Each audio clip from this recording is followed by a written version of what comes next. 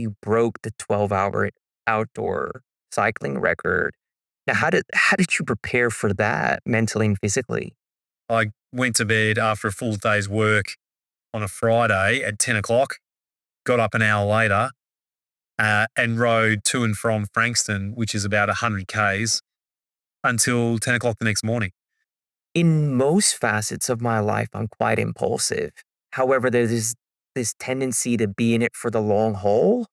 An elite athlete, I think, is very goal driven rather than compulsive. And they're certainly not impulsive. And, because if you're impulsive, you're not going to be very coachable. Your life is a professional triathlete. Like, what are the lessons that you learned, and I suppose even into becoming a doctor? Mitchell, welcome to the UltraGrowth podcast. How are you going? Very well, RJ. Thanks for having me. Well, usually I'm in your office and you're fixing something that I've broken. But today I'm really pleased to actually be picking your brain about all things, our body, athletics, and longevity. So again, thanks for being on the show. Happy to be here. Let's talk turkey. Yeah, absolutely. So, one thing I actually didn't know until I did some deeper research was that you were actually a professional triathlete. Now, what inspired you to pursue a career in that space? Well, I think it all started when I was probably I don't know, grade 5 or 6, that I was the tubby kid in school, and I didn't like the way my clothes fit me. And so I started doing running, not not training is that age, but like there was a lap it up club, and I found that I was the best in the school at the lap it up club. I thought, oh yeah, that's good. And then same into secondary school that I sort of, I matured late. And so I probably was, late with puberty and so in school, like I couldn't make the first eight in rowing, even though I had the best 20-minute ergo in the school, but I just wasn't big enough. Like I really hadn't matured. And then once I left school, my anticipation was that I was going to do medicine, but I didn't get in. And so I got into physiotherapy instead, which then meant that I had, extra time. Not that you have lots of time as a physio student, but I had extra time to pursue my physical goals. And so a mate of mine said, "Oh, you should come down and do a fun triathlon." And then I was 19. I was a swimmer. I was a professional lifeguard down Phillip Island, and so I could swim pretty well open water. I wasn't a great swimmer, but I'd always run and ridden in school. And so I put it all together and I came, third in this fun triathlon. And my girlfriend was like, "Oh, you were pretty good at that." And I thought, "Oh, hey, here we go." So yeah, I then, started pursuing it and found that the longer the event went, the better I was. And I think that was in part that I was lucky that I had this talent, but also part of my talent was body management in terms of nutrition. And, I had I guess the intellectual capacity to hold it together, and physically, fairly talented, but not well, I guess some world standard, but, I didn't feel as though I was ever going to win Hawaii, put it that way. Did you know that it was supposed to be fun? Uh-huh. Uh-huh. Yeah. It's that whole thing, hey, when you're good at something, when you find you're good at something, it does become fun. Even if it's eating Brussels sprouts, it's still, you eat Brussels sprouts well, it'll become fun. It's like when you tell a runner or an athlete that something's like a fun event, there's like never, yeah, it's fun, but like you're always honed in, right? And I know that you've done some world record stuff as well, but it's that whole thing that it's testing your limits that is edifying, and it doesn't, like, fun comes in all different flavors. I know this is a family show, but like some people like SNN um, for pleasure. Other people find that hideous. And so I think it's the same in endurance sports, that some people sort of go, "Oh, couldn't think of anything worse." But for us, it's our S&M, it's our chocolate flavor, or, it's the flavor that you like the best. Yeah. We're actually gonna have a sexologist on the show in 2 weeks, so we'll be talking about that, Oh, Mitch. So, really? yeah, yeah, absolutely But this is the thing, right? Because, I'm not gonna veer too far left here, but, I see a lot of people in my clinic where, and, they're of a similar, proclivity to you and I, and it's amazing how much of an interesting silo that is of in terms of the community, because these people come, they're highly motivated. Um, they're not necessarily saying it's the best fun, but it gives them the best high. And it isn't necessarily the best for them either. And I think that's this really interesting mix where it is analogous to S&M, that there's a line, right, where it goes from being pleasurable and edifying, not necessarily fun, to something that's uncomfortable and not that pleasurable pretty quickly, like when you're injured. I think the key there is what gives us meaning isn't always fun, right? Like, they did a study of parents and, like early parenting isn't fun, but they found that these parents had a deep level of meaning. And I think that's some of the secret sauce that you learn through endurance sport, right? Like it's the long game. It's that ability to suffer through and find the meaning and the fun and the joy in those 4 a.m. sessions that suck because you're moving forward, right? Well, I think it's that archetypal delayed gratification that, you know, endurance sports reward people who are persistent and apply themselves over time. There's that great study in, I think it was 8-year-olds, and they said you can have one lolly now or two lollies if you wait. And of course, the kids who wait, if they're two lollies, do better in school. And I think it's the same in endurance sports. The people who want the lolly now, well, you're not gonna do as well as if you delay that out and you're just stepping stone after stepping stone to, well, reaching your limits. Whether that's, I don't know, a sub 20-minute 5K for a park run, or a 3-hour marathon or a 4-hour marathon. It's just sort of that finding your limit and where you can move to. What's interesting is this paradox I find for myself, and I'm sure it's for many people that are cut from the same cloth like us. In most facets of my life, I'm quite impulsive. Like there's this impulsivity. However, there's this tendency to be in it for the long haul. Well, that's a contradiction, isn't it? See, I think I get accused of um, being bloody minded. Like, for instance, you can probably hear I'm a bit nasally today. Apologies, everyone. Um, that I've got a bit of a head cold, but I'm still did my hour on the trainer, and my wife would be going, "What? Why are you on the trainer?" And it's this whole thing where I modify my training a bit so it's not unhealthy for me. And it wasn't as if they're like, I feel better having done the exercise. Um, but it's working out that limit of what's good for you. And the impulsivity compulsivity axis is an interesting one. The I think you need that some degree of compulsivity, but also an elite athlete, I think, is very goal driven rather than compulsive. And they're certainly not impulsive. And because if you're impulsive, you're not going to be very coachable. Yeah, I agree. I think that I'm just reflecting, when you look at the ultra running community, you'll find a spectrum of like the David Goggins crew and then the athlete.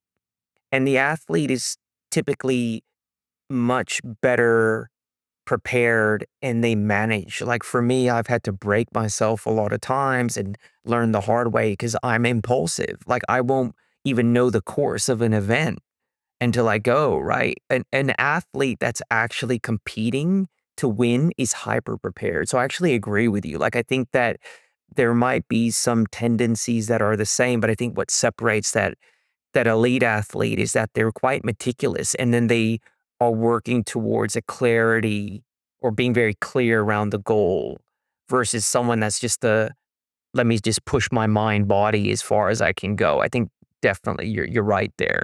Yeah, yeah, and so I guess just, um, neatly at the edges of that, my one of my, little, speeches that I give here in this room, which you probably haven't had yet, because I generally talk about this with younger athletes, that people are still learning cutting their teeth, that realistically everyone trains hard, like, people who are trying to do, say, an ultra, like, people presume that it's the training hard that is gonna get you the result, and actually, the paradox is that it's recovery that's gonna get you the result, yeah?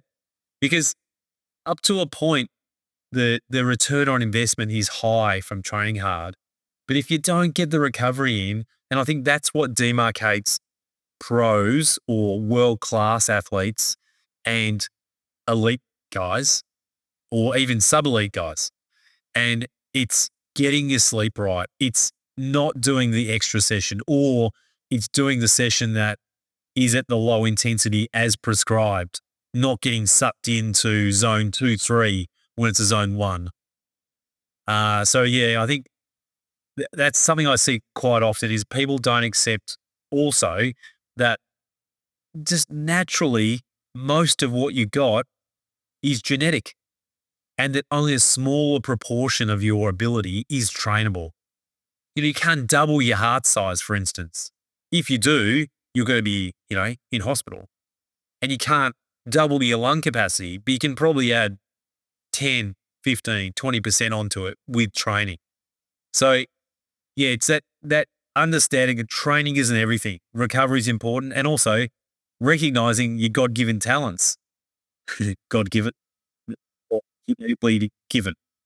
The other thing I didn't know, which you never told me, was that you broke the 12-hour outdoor cycling record. Now, how did you prepare for that mentally and physically? So I had I had a little mishap in 2009, uh, emotionally as well as physically, is that I got divorced, and this feeds into this whole discussion, right, about recovery. I got divorced, and then at the end of that year, tore my hamstring off the bone. And I know that at the outset, there's no like my ex-wife didn't grab me by the hammy, but the disharmony in my life meant that I wasn't recovering as well from my training, and I actually hadn't recognized that. So I had this, you know, tear that needed a surgery, got reattached, and my running was never as good. It got to about 95%, but you have to be able to run 245 off the bike to really do well. And I was a 256 type runner. So, off a marathon, off a 180K bike ride. Anyway, I had a couple of years in the wilderness, and then Drew Gin uh, had a go at the 24-hour world outdoor cycling record. And for those uninitiated with Drew Gin, you may or may not know that he was in the awesome foursome. He won, I think it was 3 or maybe 4 Olympic gold medals in rowing, and then moved into cycling. And so he got 6th at the Australian Championships, and so he'd reached a very, very high level. He got to within a minute, say, the of winning the Australian time trial champs, which, at the time, I think we had the world champion, in the race. So he decided with his background that he was going to go for the 24-hour world record. And, this again, we've already touched on this, that organization is key, or preparation and organization is key to success. And I watched him do the event. He only had a road bike and a time trial bike. He didn't have 2 time trial bikes. He did it on a track that he wasn't that familiar with. It was a short track. He made a bunch of what I call were just tiny errors that added up to, he missed the record by a long shot. And I saw that, thought, oh, well, I might have a little go at an 8-hour practice. So I picked a road circuit, and it did 8 hours with a mate where he was on a stop-go sign for me. And I thought, "Oh, yeah, well, I could get the 12-hour world record." So, it was about, you know, I think you had to average 41.5 Ks an hour for 12 hours on the circuit, which wasn't it didn't seem that hard, but I sort of picked a road circuit and I did, 500 Ks in 12 hours basically. And, I averaged for the numbers weenies, 265 watts, which at a weight of about 71 kilos is a decent amount of work. You know, it it put me at about, a 425, I think, or 420 for a 180K, Ironman split, basically. And I did that, almost 3 times over. Anyway, this was all then in aid of doing the 24-hour world record, which I sort of thought if I can't do the 8-hour test, well, I'm not going to be able to do the 12-hour. I could do the 8-hour, so I did the 12-hour, got the 12-hour, then thought, well, the natural progression is to have a go at the 24. And, it was one of those things where it was actually the process was as enjoyable as doing the actual world record because, I had to, the record was by a Slovenian guy. They're in the cycling press recently. And, it was about 490 Ks. Sorry, 890 Ks. So I had to average just over 37 Ks an hour. And then again, it became about teamwork and organization, getting the right number of volunteers, getting the right site, getting the right weather, picking the right time of year, doing enough preparation where I did things like I went to bed after a full day's work on a Friday at 10 o'clock, got up an hour later, and rode to and from Frankston, which is about 100 Ks, until 10 o'clock the next morning. Just to know what it was going to feel like and to replicate the insomnic proportion of a 24-hour test. The only thing that prepares you for it, though, is doing it. Yeah, that's remarkable. I mean, there's so much in that, Mitch. I think I think for the athlete that has a job, it's another level, right? Like I know with ultra runners that are elite, they might sleep between sessions throughout the day. For people like you or I, you've got to build life around it. And, you have other people in your life. You've got to try not to be grumpy. I think that kind of training load is remarkable in itself and the level of optimization required in all areas of your life to meet that kind of load. Like through that whole process of training for that, and I suppose even in your life as a professional triathlete, like what are the lessons that you learned about yourself that you've been able to translate into your life and I suppose even into becoming a doctor? Well, I mean, kind of the beauty of the 24-hour was that it it was almost the culmination of all the study that I'd done in biomechanics, say in physiotherapy, learning how to activate muscles. Then I did an honors degree in exercise physiology, and again, the people that I had sort of connected with at that time, my now one of my best, my best mate, Damien, um, Angus, who's an elite age group triathlete, he did a PhD in carbohydrate when I was doing my honors. And then I moved to looking at a gene in the heart and how it responds to exercise um, in a PhD before I jumped into medicine. So I sort of had you know, this broad university background in biomechanics, physiology, and then medicine. And then the pivot that I managed to do from being an age group triathlete through to, winning a couple of Ironman races as a professional was tricky because I was always managing training load, medicine load, and, you know, paying the bills. So then when it got to the 24-hour, it was sort of like, well, I've done this before. Like, I did medicine while I was, going and racing Hawaii as a professional. Like, I know I could do it. It's a matter of organizational strategy and also using the lessons of that I learned as a junior athlete, the mistakes I made, training too hard. So, I was really sure that I was only going to do one long ride a week. And yeah, it was a very long ride. I was riding 3 to 400 Ks on a Saturday. But I knew then I could have Sunday to recover before I had to go back to work. And then so during the week, I was doing shorter rides. I had a very dear friend, Paul, who I was working with he was a foot and ankle surgeon. So he said, "Hey, Fridays, you don't have to come in till 10 o'clock. So why don't you ride 3.5 hours on a Friday morning, and do a session before you come to work?" And so he let me sort of cheat. um, and so there was all these little cheats and, knowing which corners I could cut, but knowing that nothing beats your key sessions. So, I think a long-winded answer to your question, key sessions and recovery are the two things that I believe are cornerstones. So if you're tired, don't train as much, but don't miss your key session. So if your key session's your long run, you've got to do it.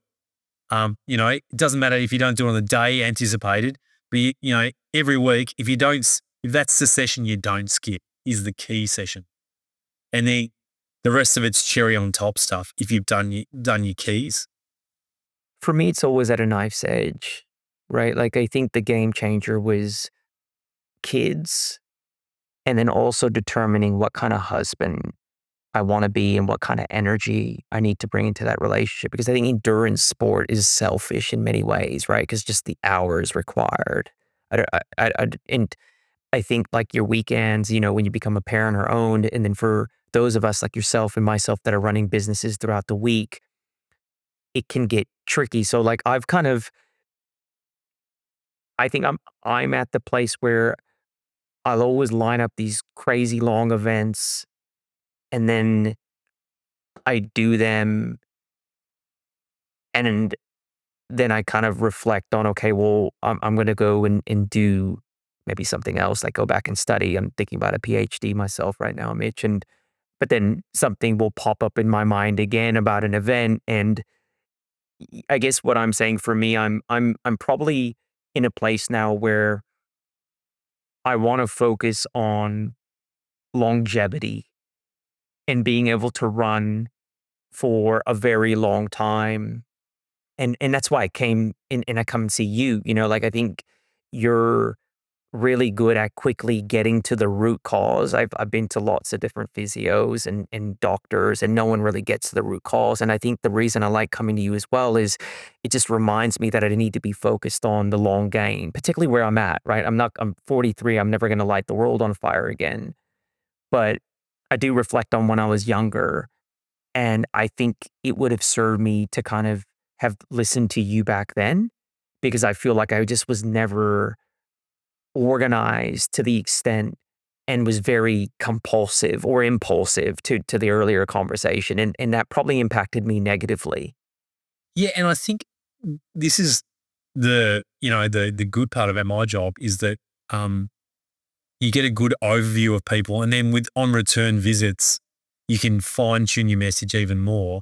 But I think what I've noticed, and I know you have a lot of runners who follow you, that in runners especially, there's an intransigence. They will not change their running, not for you, not for anyone. And so, getting runners to pivot away from running, not completely, but rather than making it their mainstay, um, but there's a lot of actual um, synergy that you get from other cardiovascular activities. It's like offensive to a runner when you suggest to go, get on a bike or something. Yeah, yeah, yeah, yeah. I know, but this is the thing, right? That so and, my friend Damien's a good example of this. So Damien, he's done. I think he's up to Ironman 23 or 24. He's won his age group in Hawaii, so he's the real deal. And he had some off years where he was working with Bain, so as a consultant. So again, tricky job, but he had the opportunity to run quite a bit. So he pivoted towards his running and managed to run a 2:28 marathon, which is, pretty slick. And from a guy who's running, 2:58 to 3:03:10 off the bike in a 9 there. And I think that's a good example of crossover between the endurance of cycling in someone who's kept up their running. So I think if you just stop running and cycle, well, you're not going to be a very good runner after 12 months. But if you use your running to do high intensity training and some heavy cardiovascular work, and you protect your joints by, you're obviously not running on those days, then you're getting a lot of crossover that you'll still have a high capacity off 3 or 4 runs a week rather than 6 runs a week, and doing a longer bike and one very, very hard bike to improve your lactate threshold. Because your muscles, the neuromuscular stuff isn't there in terms of recruitment of muscle. It's different. It's a different mode. But in terms of biochemical change within the muscle, for instance, in this case, talking about lactate threshold, it's a very simple system where you have lactate transporters which get sent to the brush border of your muscle, and you've only got a finite number of them inside the cell. And so whether you do lactate threshold work cycling or lactate threshold work running, the heavy cellular change, it makes no difference what the stimulus is to send them to the brush border. The stimulus is the stimulus. The lactate threshold is being pushed. And so you can be a very high standard runner with some cycling, but as you say, there's specificity involved. You need to specifically train your running to be a good runner. I'm agreeing with that point time after time after time. Yeah, I think a lot of the best runners I know cross train, and not only because of the reasons you've mentioned, but more for diversity of training and avoiding burnout and having variety and flavor. I reflect on this sometimes with patients that, I want to be Sir Hubert Offerman, who, dropped dead on his bike trainer at 94. But, like, I, I, I think in terms of if you did a study looking at participation rates across sports, if you pick running as your sport, you have a very low yield of running into your 70s, 80s, and 90s. And so for me, one of my barrows that I push in the clinic is saying to people, well, how can you pivot? Because again, you want to pivot to something you enjoy. And if you're forced to pivot, say, let's say you get severe hip arthritis, you're forced to pivot. You can't continue to run with that. You're not going to have maintained an interest and a skill that is commensurate with your running. And so it's tickling away at these other sports, disciplines, whether it's some gym work, or for me, it's like I'm doing some rowing ergos, as well as doing my biking and some gym work. Because I know that if I get injured or have a problem in cycling, I've got sports that I'm quite high level at to pivot to. It's really satisfying to do something to a high level. I think there's a piece of identity there too, right? Like I know a lot of runners that they just go through a massive kind of depressive spout when Yeah. they can't run, and then they kind of begrudgingly start to transition. And I think what you're talking about is like when you know that you're already operating high level across 2 or 3 domains, you're a little bit more fluid and less kind of attached, right? Which is probably a good thing. Definitely a good thing, I would say. Yeah, well, I mean, the last 3 months for me has been tricky. We've been selling our house and buying another house and having to move and all sorts of stuff. And I just simply don't have time at the minute to do my long bike. And so I've been working on my little side project, which has been how far can I row in half an hour? And, you know, if I have the biomechanical skill that I developed in school, and I tickled away in the last 3 decades. I haven't done that many every year, but I've done it enough now, and I'm still at a level that's commensurate with elite for age. And, like, that's so satisfying to be able to go, "Oh, hey, I can pivot and pivot quickly because my skill set isn't just one thing." And, so I think, I just encourage people who are, being hyper focused on one sport to say that, well, pivoting will make you not only a better athlete, but also it then it's prophylactic. It's preventing you from having to stop dead, pardon the pun, on sport. And then if you have an injury, you can then get the endorphins. Because I think what you mentioned before, RJ, is so true that there's a depressive element um, in athletes who stop running. And I think it's just that lack of endorphins because they can't generate it from other sports because they don't have the skill set. So yeah, jumping on board something, jumping on different strategies before you are forced to is overall a good strategy. Yeah, look, I think, you know, I was gonna dive more into the aging athlete, but, we don't have time, but I think that was a really good kind of dialogue around what the aging athlete, I suppose any athlete, but particularly the aging athlete should be looking at to increase their longevity is diversification, of uh, their energy across different modes of exercise, right? Whether that's be, cycling, rowing, running, the gym, because I think what you're saying is that'll help drive longevity.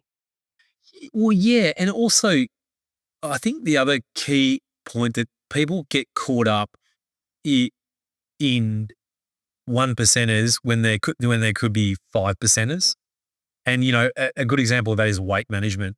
Is that people are worried about fitting in that third session or that fourth session of running when then they're too heavy to run, say. And you obviously don't have that problem. But I see a lot of athletes who do, and I sort of think, ah, man, like return on investment from spending time managing your weight, which will make you enjoy your running a lot more or enjoy your cycling a lot more, and also makes you more resilient, less injury prone. It's better for your cardiovascular system to be at a healthy weight. Because yeah, I've got lots of runners who are 10 kilos over. I probably told you this, but it's height minus height in centimeters. You you yanks, height minus 100 in centimeters. So I'm 178 centimeters tall, and my weight is 75 kilos, and that makes me a good weight for cycling. But height minus 105, well, I think that makes you a good weight for running. But if you want to be elite, it's height minus 110. So, I've got to get to 68 if I want to be an elite runner. And it's just like, oh, well, that's a lot of hard work. But being 73, 74, well, that makes sense. So everyone run the maths in your head, height minus 100 or 105 if you want to be a runner. What are you, RJ? I am 5'9", which I think is 165, Yeah, about the same as me, 178, and 170. I weigh about 67 kilos. Yeah, there you go, 110. You want to be an elite runner. You Yeah. bang on. It's perfect. Well, we're gonna have to continue this. There's so much more I want to talk to you about, Mitch. I really love the conversation, but we're gonna close it there. One final question is, where can our audience learn more about you? So you can have a look at shinbonemedical.com. So SHIN bonemedical.com. And that's got a bit all about me. That's the best place to look. Thank you so much for your time today, Mitch. Thanks, RJ.